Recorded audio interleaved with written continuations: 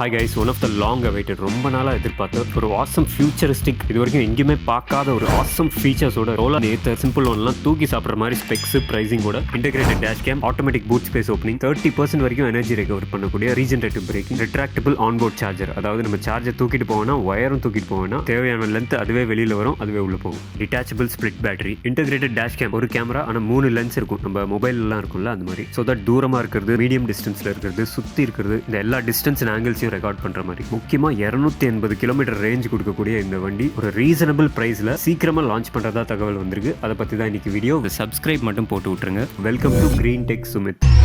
Hi guys, Bengaluru based company Rivot motors, Revolt கிடையாது, Rivot motors புது electric வெஹிக்கிளை லான்ச் பண்றாங்க. அதுக்கு பேர் தான் Rivot NX100. இந்த ஸ்கூட்டர்ல இது வரைக்கும் நம்ம எங்கேயுமே பார்க்காத சில ஆசம் ஃபியூச்சரிஸ்டிக் ஃபீச்சர்ஸ் இருக்கு. World class and best in segment ஸ்கூட்டரா இருக்கும்ன்றது பகிரங்கமா சொல்றாங்க. ரொம்ப நாள் அப்டேட்ஸ் இல்லாத இந்த கம்பெனில இருந்து இப்போ அப்டேட் கொடுக்க ஆரம்பிச்சிருக்காங்க. சீக்கிரமாவே லான்ச் பண்றதாகவும் சொல்லியிருக்காங்க. இது எல்லா ஃபீச்சர்ஸும் இன்னைக்கு மார்க்கெட்ல இருக்கிற எலக்ட்ரிக் ஸ்கூட்டர் என்ன விலைக்கு விற்கிறாங்களோ அதே விலைக்கு கொடுக்கறதா சொல்றாங்க. ஸோ இந்த லான்ச் டேட் பத்தியும் விலை பத்தியும் நம்ம வீடியோல பார்க்கலாம். ஃபர்ஸ்ட் இந்த மேட் இன் இந்தியா எலக்ட்ரிக் ஸ்கூட்டரோட ஸ்பெஷல் ஃபீச்சர்ஸ் சொல்லிடுறேன். முதல் சிறப்பு அம்சம் இந்த டேஷ் கேம், அதாவது டேஷ்போர்ட் கேமரா. இதில் அப்படியே நீங்கள் இந்த ஃப்ரண்ட் டிசைனும் பார்க்கலாம். இது வரைக்கும் நம்ம பார்க்காத மாதிரி ஒரு futuristic curves and aerodynamic design கொடுத்துருக்காங்க. இந்த ஏரோடைனமிக் ஹெட்லைட் கூட இன்டெகிரேட் பண்ணியிருக்காங்க இந்த டேஷ் கேம். 3 கேமரா மாதிரி 3 லென்ஸ் பார்க்கலாம். இது 3லேருந்தும் டிஸ்டன்ஸ் ஆப்ஜெக்ட்ஸ், தூரமாக இருக்கிறது, அப்புறம் நடுவில் மிடில் இருக்கிறது, அதுக்கப்புறம் நம்மளை சுற்றி கிட்ட இருக்கிற ஆப்ஜெக்ட்ஸ், இது எல்லாத்தையுமே டிஃப்ரெண்ட் டிஸ்டன்ஸில் லென்ஸில் இந்த கேமரால ரெக்கார்ட் ஆகுது. நம்ம வீட்டில் எப்படி சிசிடிவி கேமரா வைக்கிறோமோ அதே கான்செப்ட் தான். அந்த பர்பஸையும் தாண்டி இன்னும் நிறைய விஷயங்களுக்கு நம்ம இந்த டேஷ் கேம் யூஸ் பண்ணிக்கலாம். ஃபார் எக்ஸாம்பிள், நம்ம எந்த ரூட்ல போகணும், நம்ம அந்த ரூட்ல போனப்போ அங்கே எப்படி டிராஃபிக் எப்படி இருந்தது, அண்ட் ஏதாவது சம்பவம் நடந்ததுன்னா அந்த எக்ஸாக்டா என்ன நடந்தது, ஆர் வேற ஏதாவது தப்பு நடக்குதுன்னா நம்ம தனியாக கேமரா வெளியில எடுத்து வைக்க வேண்டாம், ஜஸ்ட் ஸ்கூட்டரை அந்த சைடு திருப்பினா போதும். அண்ட் இந்த மாதிரி எல்லா ஸ்கூட்டர்லையும் வந்துச்சுன்னா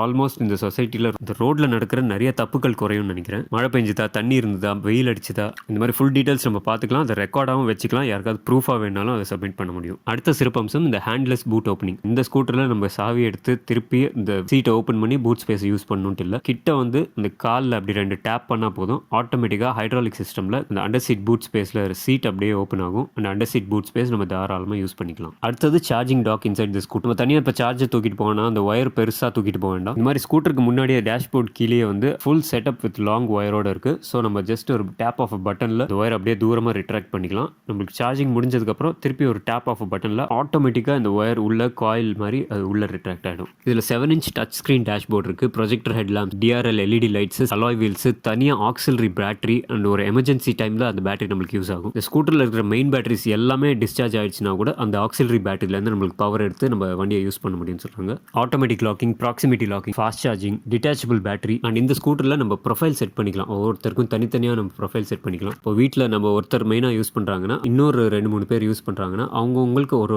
தனித்தனி ப்ரொஃபைல் செட் பண்ணிக்கலாம். ஸோ அந்த ஸ்கூட்டர் அன்லாக் ஆகிறப்பவே அந்த ஸ்கூட்டரோட ஆக்சுவல் மெயின் ஓனர் மற்றவங்களோட ப்ரொஃபைல் கான்ஃபிகரேஷனை இவங்க டிசைட் பண்ணிக்கலாம். அதாவது அவங்க எவ்வளோ ஸ்பீடு போகணும், ஒரு குறிப்பிட்ட பார்டர் தாங்கினா அலர்ட் வர்றது, எந்த மோடில் இருக்கும், இந்த மாதிரி விஷயங்கள் எல்லாமே செட் பண்ணிக்கலாம். இவங்க கரண்ட்டாக என்ன பண்ணிட்டு இருக்காங்க, என்ன டெவலப்மெண்ட் நடந்திருக்குன்றது இவங்க சோஷியல் மீடியா ஹேண்டில்ஸில் அப்டேட் பண்ணுறாங்க. இந்த டிஸ்பிளே ஒன்று காமிக்கிறாங்க. இதில் ஒரு மெயின் இஷ்யூவே இந்த இன்ஸ்ட்ருமெண்ட் கிளஸ்டரோட பவர் ட்ரெயின். நிறைய ஃபீச்சர்ஸ் இருக்கிறதுனால இதில் நிறைய பேட்டரி பவர் ட்ரெயின் ஆகிட்டு இருந்ததுன்னு சொல்லுவார். ஸோ அதுக்காக நிறைய டைம் ஸ்பெண்ட் பண்ணி நிறைய ரிசர்ச் பண்ணி மைக்ரோ கண்ட்ரோலரையும் மைக்ரோ ப்ராசஸரையும் தனித்தனியாக பிரிச்சுட்டு எப்போ தேவையோ அப்போ மட்டும் ஆன் ஆகிற மாதிரி ஒரு சிஸ்டம் வச்சு பவர் டிமாண்டை கம்ப்ளீட்டாக கண்ட்ரோல் எடுத்து ஒரு low power consuming system build பண்ணியிருக்கிறதா சொல்கிறாங்க. அண்ட் கம்பெனிலேருந்து வந்து அடுத்த அப்டேட்டு இவங்க பேட்டரி பற்றி, இவங்க நிறைய பேட்டரி கெமிஸ்ட்ரிஸ் அண்ட் ஃபார்மேட்ஸ், அதாவது NMC, NCA, LFP, LTO அந்த மாதிரி நிறைய ட்ரை பண்ணிட்டு அண்ட் டிஃப்ரெண்ட் ஃபார்ம் ஃபேக்டர்ஸ், அதாவது சைஸ், சின்ன சைஸ், மீடியம் சைஸ், பெரிய சைஸ், 18650, 32650, இந்த மாதிரி நிறைய சைஸஸ் ட்ரை பண்ணிட்டு கடைசியில் எல்லாத்தையுமே பேலன்ஸ் பண்ற மாதிரி ஒரு பெர்ஃபெக்ட் பேட்டரி கெமிஸ்ட்ரிக்கு அரைவ் ஆகிருக்கிறதா சொல்றாங்க. அண்ட் இவங்க பேட்டரி பேக் AIS 156 நார்ம்ஸ்க்கு ஏற்ற மாதிரி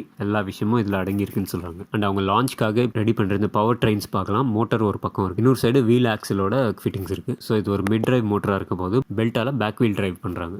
அடுத்தது BMS பற்றி சொல்கிறாங்க. இவங்க பவர் ட்ரெயின் டிசைன் முடித்த உடனே அடுத்த ரொம்ப முக்கியமான விஷயமா இந்த BMS தான் பார்த்துருக்காங்க. அண்ட் இவங்களுக்கு ஒரு டேட்டா சென்டர் பேக்ரவுண்ட் இருக்கிறதுனால நிறைய நம்பர்ஸால இவங்க ப்ளே பண்ணி கான்ஃபிகர் பண்ணியிருக்காங்க. ஸோ இவங்க BMSல ஓவரால் பேட்டரி பேக்குக்கு ஒரு போர்டில் ஃபுல்லாக கண்ட்ரோல் பண்ணாமல் ஒரு சீரீஸ்க்கும் செல் லெவலில் செமிகண்டக்டர்ஸ் யூஸ் பண்ணி சேஃப்டி அண்ட் ப்ரொடெக்ஷனை என்ஷூர் பண்ணுறதா சொல்கிறாங்க. அண்ட் இது ஒரு கனெக்டட் ஸ்கூட்டர்ன்றதுனால இந்த BMSல நடக்கிற ஒரு சேஞ்சும் எந்த ஈவெண்ட்டாக இருந்தாலும் எல்லாமே ரெக்கார்ட் ஆகி அவங்க சர்வருக்கு போயிட்டு அதுக்கேற்ற மாதிரி இமீடியட்டாக ஸ்கூட்டரை ஒரு சேஃப் மோடுக்கு கொண்டு வந்து நியரஸ்ட் ஆர்எஸ்ஏ ரீச் ஆகிற மாதிரி ஆட்டோமேட்டிக்காக பண்ணுறதா சொல்கிறாங்க. குயிக்காக இந்த ஸ்கூட்டரோட ஸ்பெக்ஸ் பார்த்துலாம். இதில் ஒரு 4 கிலோவாட் மிட் டிரைவ் மோட்டர் வச்சிருக்காங்க. அண்ட் பேட்டரிஸ் முக்கியமாக 4 ரிமூவபிள் பேட்டரிஸ் வச்சிருக்காங்க. அதாவது இந்த ஸ்கூட்டரில் பேட்டரியை 4 ஸ்ப்ளிட் பண்ணியிருக்காங்க தனித்தனியாக. ஸோ தட் ஈஸியாக நம்ம வந்து ஒரு பேட்டரியாக வெளியே எடுத்துக்கலாம், உள்ளே வச்சுக்கலாம். இந்த மாதிரி 4 ஸ்ப்ளிட் பண்ணியிருக்கிறதுனால நம்மளுக்கு பேட்டரி ப்ரொடெக்ஷன் அண்ட் சேஃப்டியும் இன்க்ரீஸ் ஆகுது. 150 நியூட்டன் மீட்டர்ஸ் டார்க் வருது. அண்ட் இதோட ரேஞ்ச் ஒரு பேட்டரிக்கு 70 கிலோமீட்டர். ஸோ 4 பேட்டரிக்கும் 280 கிலோமீட்டர்ஸ் ரேஞ்ச் சொல்கிறாங்க. இந்த ஸ்கூட்டரோட டாப் ஸ்பீட் 120 km/h, 120 கிலோமீட்டர் வேகம். இதோட சார்ஜிங் டைம் 4 to 5 hours. இந்த ஸ்கூட்டரில் மட்டும் ரீஜெனரேட்டிவ் பிரேக்கிங் 25 to 35% வரைக்கும் நம்மளுக்கு